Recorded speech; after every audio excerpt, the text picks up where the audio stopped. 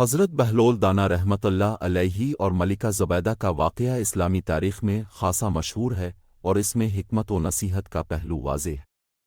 یہ واقعہ حضرت بہلول دانا کی دانائی اور زہد و تقوی کو ظاہر کرتا ہے اور اس میں ملکہ زبیدہ کو ایک اہم سبق دیا گیا ہے۔ واقعہ کی تفصیل کہا جاتا ہے کہ حضرت بہلول دانا رحمت اللہ علیہ ایک مجذوب اور ولی اللہ تھے جو بظاہر دیوانگی کی حالت میں رہتے تھے، لیکن ان کی باتوں میں گہرائی اور حکمت پائی جاتی تھی۔ ان کی دانائی کو سمجھنے والے انہیں بہت عزت دیتے تھے۔ ملکہ زبیدہ، جو خلیفہ ہارون الرشید کی بیوی تھیں، نہایت ہی نیک، رحم دل اور دولت مند خاتون تھیں۔ ایک دن انہوں نے حضرت بہلول دانا سے ملاقات کرنے کی خواہش ظاہر کی۔ ملکہ زبیدہ نے حضرت بہلول کو محل میں بلا بھیجا، لیکن وہ نہ آئے۔ جب ان سے دوبارہ درخواست کی گئی تو وہ اس شرط پر ملکہ سے ملنے پر راضی ہوئے کہ وہ محل کے باہر آ کر ان سے ملاقات کرے۔ جب ملکہ زبیدہ باہر آئیں تو حضرت بہلول دانا رحمت اللہ علیہ نے ایک بہت اہم نصیحت کی۔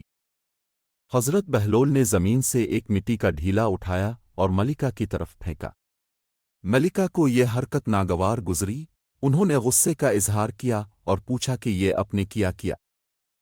حضرت بہلول نے انتہائی سادگی سے جواب دیا، ملکہ، تم اپنی زندگی دنیاوی شان و شوکت میں بسر کر رہی ہو، مگر یاد رکھو کہ یہ ساری شان و شوکت بھی اسی مٹی سے ہے۔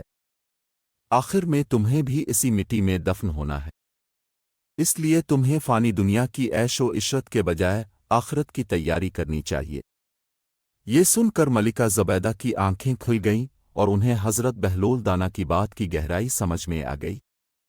انہوں نے فوراً توبہ کی اور اپنی زندگی میں مزید نیکی اور تقوی کا راستہ اختیار کرنے کی کوشش کی۔ واقعہ کی حکمت۔ یہ واقعہ ہمیں یہ درس دیتا ہے کہ دنیا کی ظاہری شان و شوکت عارضی ہے اور ہمیں ہمیشہ اپنے آخرت کی تیاری میں مصروف رہنا چاہیے۔ حضرت بہلول دانا رحمت اللہ علیہ نے اس معمولی سے واقعے کے ذریعے ایک بہت اہم سبق دیا کہ دولت، مقام و مرتبہ یا دنیاوی آسائشات کا کوئی فائدہ نہیں جب تک انسان آخرت کے لیے تیاری نہ کرے۔ یہ واقعہ آج بھی لوگوں کے لیے ایک سبق اور نصیحت کا باعث ہے۔